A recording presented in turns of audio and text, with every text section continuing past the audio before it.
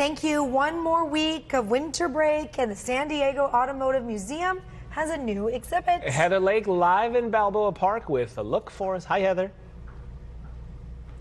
Hey, good morning, guys. Yeah, so tons of eye candy if you are headed out to Balboa Park, which is going to be a perfect week for all of that. There's lots of museums. You may want to stop into the San Diego Automotive Museum to look at the beautiful Lowriders. So this is one of their newest exhibits. You can take a look at all of the different cars, and this is kind of a pit stop before you might want to go to the San Diego International Auto Show. Pretty cool place. They're going to be bringing some of the Lowriders also to the Auto Show, Pandora. But first things first, we just had to talk about some of the cool history, some of the cars that are in here. This one behind us, quite a beauty, and you said over $500,000 is what the worth is. Right, exactly. This is a Japanese lowrider, came in just from Japan on Friday, and what it is that it's been lowriding in general. They'll do a lot of things to their cars, like they'll engrave their chrome. What this individual did was he put a metal paint on there that's an aluminum-based paint, and he engraved the entire car. So hand carved, because if you take a close look at it, it almost looks like someone may have like printed something out and then put it on the car. No, he actually did this by hand, so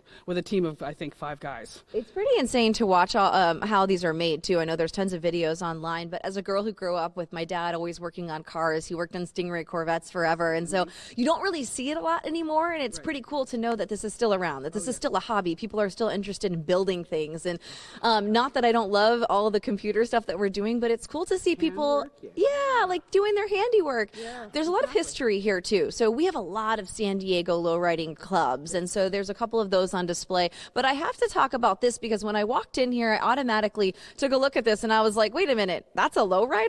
Yes, exactly. Well, lowriders span all different types of cars and different types of body styles on vehicles. So the one that you're talking about right here is what's called a bomba, and it's the shape of a bomb, so that's what the nickname came from. But yeah, it's an earlier version. It's a 1930s, 1940s vehicles that they make into lowriders. They lower them and they put their own customized ideas on them. And I love even just like coming in here and doing a little bit of reading, because you can even read the stories of some of the little cars, some of the kid cars. And you said, what kind? These are pedal cars? Yes, they're pedal cars, and they've modified them to be lowriders. In fact, some of them put hydraulics on them. Oh, really? And they put their pinstriping and everything's very individualized, very, very personal to the owner. Well, and it gets some of the kids involved in it too. So if you're from a family and maybe your family is in one of these car clubs, then you start to kind of integrate that into your life as well, and then you're working on those cars, and then even motorcycles can be lowriders. So this is all hand painted by a San Diego guy. Yes, his name is John Wilmot, and he's an amazing artist. He, on this car alone, this vehicle alone, it's the Evil Mistress, and it's got over 15 Day of the Dead faces on there. If you'll see all the female faces on there, they're all individually done, and each one takes anywhere from I think 15 to 25 hours each. And how many cars will you guys be bringing out to the auto show? We've got 17 different lowriders coming into the auto show as well. They're going to be different cars that are on the floor right now. So much fun. It all starts January 1st, of course. Nick Miles and I will be on the showroom floor having a fun time, as we always do. I want to show you guys the inside of one of these before we go, because it's kind of fun.